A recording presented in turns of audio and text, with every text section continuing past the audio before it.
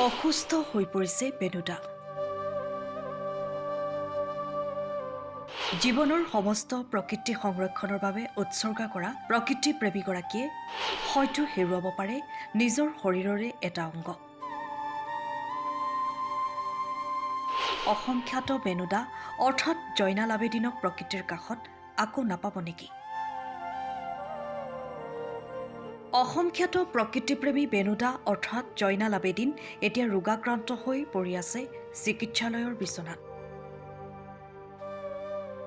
জীৱনৰ সমস্ত প্ৰকৃতি সংৰক্ষণৰ বাবে উজাৰি দিয়া মানুহজনক আৰু হয়তো প্ৰকৃতিয়ে আগৰ দৰে কাষত নাপাব। ডিব্ৰু চৈখোৱাৰ হাবিবোৰক বন্য জীৱবোৰক বিশ্বৰ বুকুত চিনাকি কৰাই দিয়া বেনুদাই হেৰুৱাই দিব পাৰে নিজৰ শৰীৰৰে এটা অংগ। হয়, জৈৱ বৈচিত্ৰ্যৰ সৈতে নিজ জীৱনৰ ৩৫ৰ অধিক বছৰ কাল জীৱকুলৰ সংৰক্ষণৰ বাবে বহু সংঘাত পাৰ কৰা জয়নাল আবেদিনে এতিয়া নিজৰ ব্যক্তিগত জীৱনৰ এক সংঘাতৰ বাবে হয়তো কাটি পেলাবলগীয়া হ'ব পাৰে নিজৰ ভৰিখন। শেহতীয়াকৈ তিনিচুকীয়াৰ গুইজানৰ প্ৰকৃতিপ্ৰেমী জয়নাল আবেদিনে অলপতে নিজৰ বৃক্ক সংৰোপণ কৰাৰ উপৰিও মধুমেহ ৰোগতো আক্ৰান্ত। পাৰিবাৰিক সংঘাতৰ ফলতো এখন ভৰিত গুৰুতৰভাৱে আঘাতপ্ৰাপ্ত হয়, যাৰ পৰিপ্ৰেক্ষিতত আঘাতপ্ৰাপ্ত ভৰিখনৰ অৱস্থা অধিক জটিল হৈ পৰে, যাৰ বাবে চিকিৎসকৰ পৰামৰ্শ মতে হয়তো আবেদিনে কাটি পেলাবলগীয়া হ'ব পাৰে ভৰিখনৰ এচুৱা। তেখেতৰ এনে অৱস্থাৰ বাবে এতিয়া প্ৰকৃতিপ্ৰেমীসকলৰ মাজতো চিন্তাৰ কাৰণ হৈ পৰিছে। এজন সুদক্ষ তথা অভিজ্ঞ প্ৰকৃতিপ্ৰেমীৰ এই অৱস্থা অসমৰ বন্য জীৱ সংৰক্ষণৰ ক্ষেত্ৰতো এক প্ৰকাৰ অপূৰণীয় ক্ষতি। তাৰমানে গোটেই বস্তুটো হ'ল এনেকুৱা যে ৬০ বছৰ পাৰ হ'বলৈ মোৰ ১৪ দিন বাকী আছিল আৰু সদায় মনে মনে মই ভাবোঁ যে ৬০ ইয়াৰ্ছটো মই ধুনীয়াকৈ পাৰ কৰি দিব লাগে। মোৰ কোনো ডিছপুট নোহোৱাকৈ মোৰ লাইফৰ কোনো ডিছপুট, কোনো সংঘাত, কোনো একো ধৰণৰ নোহোৱাকৈ মই জীৱনটো পাৰ কৰি আছোঁ। প্ৰকৃতিৰ লগত কাম কৰি থাকোঁ, বহুত ডিএফৰ লগত মোৰ লগত সংঘাত হয়, কথাৰ মতবিৰোধ হয়। এনেকুৱা মতবিৰোধ মোৰ আজিলৈকে হোৱা নাই কোনো ডিএফৰ যাব কাৰো লগত। কিন্তু মই নচামুক্তি অভিযান লৈ কেতিয়াবা অলপ কাম কৰি থাকোঁ যে ল'ৰা ছোৱালীবিলাকে শিখৰ খায়, গুটখা খায়, বোলে কি হ'ব তহঁতৰ লাইফটো, এতিয়া যেতিয়া এইটো কৰি আছ। এই কাষতে সেই এইবিলাক চব বিক্ৰী কৰি থাকে আৰু খুৱাই থাকে। মোৰ ঘৰৰ আগফালে পিকাই অৱস্থা নাৰাখে। ৰাতিপুৱা আমাৰ ড্ৰাইভাৰবিলাক আহিলে সিহঁতক দিব, চবক ধুৱাই দে, বাদ দে, কাজিয়া নালাগিবি, এনেকৈ থাকে। সেইদিনাখনো একেই সেই চিগাৰেট খাই এইবিলাক কৰি থাকোঁতে হঠাৎ এই সংঘাতটোৰ সৃষ্টি হ'ল আৰু সৃষ্টি হৈ মোক এনেকুৱাকৈ পেলালে আৰু সেই ভৰিটোত যে গছকেইটা মাৰিলে সেইটো মই গম নাপালোঁ। এই ভৰিৰ আঁঠুটোহে গম পাওঁ, এইখিনি গম নাপালোঁ। পাছত মই লাহে লাহে দেখি আছোঁ যে ভৰিটো মই পেলাব পৰা নাই। তেতিয়া মোৰ ৱাইফক মই কৈছোঁ মই ভৰিটো পেলাব পৰা নাই, কেলৈ চোৱাচোন। তেতিয়া তাই কৈছোঁ তোমাৰতো তলতো কাটিলোঁ। সেইটো কটাৰ পিছত আমি প্ৰথম হওঁতেতো আমি মৃদুল গগৈ তেওঁৰ তাত গ'লোঁ, তেওঁ মোক চাই মেলি দিলে। মৃদুল গগৈ মোৰ খুব পুৰণা বন্ধু হয় আৰু আমাৰ ফেমিলি এটা ৱেল উইচাৰ, প্লাছ আমাৰ জনসাধাৰণৰ কাৰণেও মৃদুল গগৈ এটা ৱেল উইচাৰ হয়। তেখেতৰ লগত আমি বহু হেল্থ কেম্প কৰিছোঁ তাত। তাৰপিছত তেওঁ চাই মেলি ক'লে নহয় বেনো একো নাই, হৈ যাবগৈ, ঠিক আছে ঠিক আছে। পিছত যেতিয়া আমি এইটো দেখিলোঁ, দেখি যেতিয়া ইয়ালৈ আহিলোঁ, অহাৰ পিছত চব কৰিলোঁ।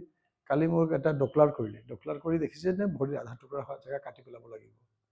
তো আধা টুকুৰা জেগা যে কাটিও পেলাই মোৰ কোনো দুখ নাই মনত অলপ।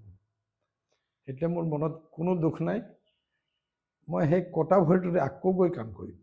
আমাৰ গেটৰ ওচৰত কেইটামান ল'ৰাই সৰু সৰু ল'ৰা, অতি সৰু, বিলো 15 ইয়াৰ্ছৰ ল'ৰা ৪-৫টা চিগাৰেট আৰু শিখৰ খাই আছে, শ্লেং লেংগুৱেজ ইউজ কৰি আছিলে। মই বাহিৰৰ পৰা আহি সোমাইছোঁ, ল'ৰাবিলাকক কৈছোঁ তহঁতি আমাৰ গেটৰ পৰা ছাইড হৈ চিগাৰেট খা। লগে লগে চানি আহি উভতি আহি মোক ধৰিছে।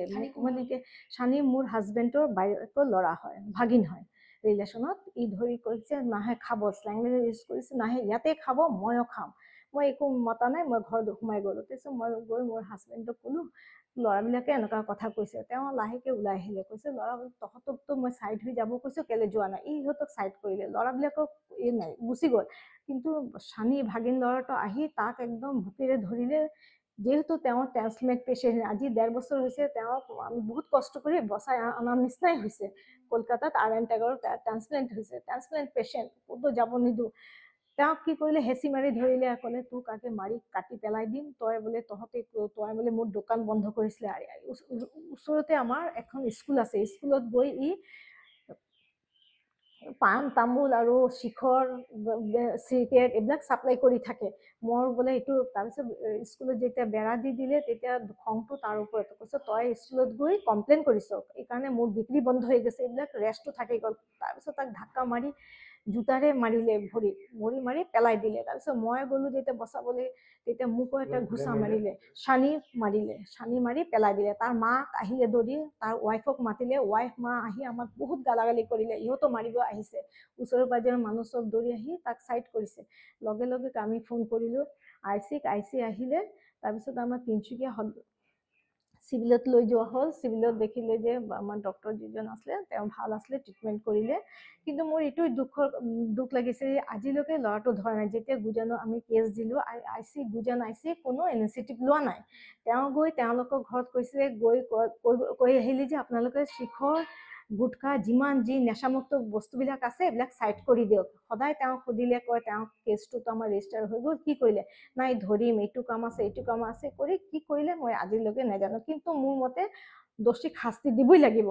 আজি ইমান ডাঙৰ ঘটনা ঘটি গ'ল আমাৰ লগত, তেওঁ অসুস্থ, এতিয়া হয়তো তেওঁৰ ভৰিটো কাটিব লাগে। মই ইমান অন্যায় সহ্য নকৰিম। কিন্তু যিহেতু আমি লিগেলত আছিলোঁ, আজি দেশৰ কাৰণে ভাল ল'ৰা, এটা ভাল নাগৰিক হওক, ভাল নাগৰিকৰ কাৰণে আমি এইটো ইনিচিয়েটিভ লৈছিলোঁ যাতে নেশামুক্ত হয় আমাৰ দেশখন।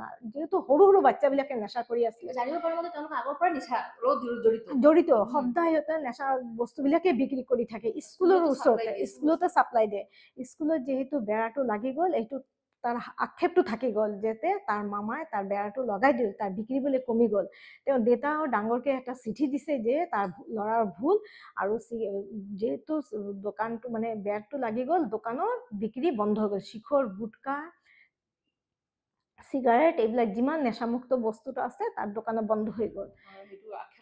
এই আক্ষেপত তাই এনেকুৱা আমাক ওপৰত হাংগামা কৰিলে। সদায় তাই এনেকুৱা টৰ্চাৰ কৰি থাকে আমাক। তিনিচুকীয়াৰ পৰা Ajay Sharma report, time of Assam. সময়ৰ খবৰ সময়ত পাবলৈ ফ'ল' কৰক টাইম অফ আছা।